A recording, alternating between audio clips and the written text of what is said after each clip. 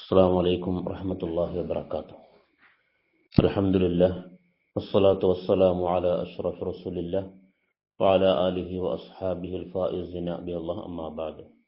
وعن أنس رضي الله عنه قال النبي صلى الله عليه وسلم من أكل من هذه الشجرة فلا يقربنا ولا يصلين معنا.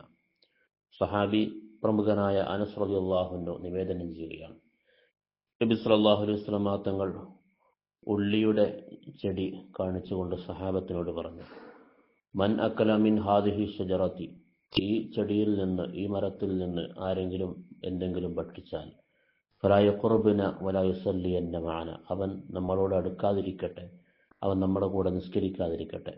ഉള്ളി കഴിച്ച് അതിൻ്റെ ദുർഗന്ധം, ആ ദുർഗന്ധവുമായി പള്ളിയെ ആരും സമീപിക്കരുത്. ദുർഗന്ധം വമിക്കുന്ന ഏത് ചെടിയും ഏത് വസ്തുവും അത് കഴിച്ചുകൊണ്ടോ അല്ലെങ്കിൽ അതിൻ്റെ സഹവാസം കൊണ്ടോ പള്ളിയിൽ പ്രവേശിക്കുന്നത് ഉചിതമല്ല. അത് മലക്കുകളെ വെറുപ്പിക്കും, പള്ളിയിൽ പങ്കെടുക്കുന്നവരെയും വെറുപ്പിക്കും.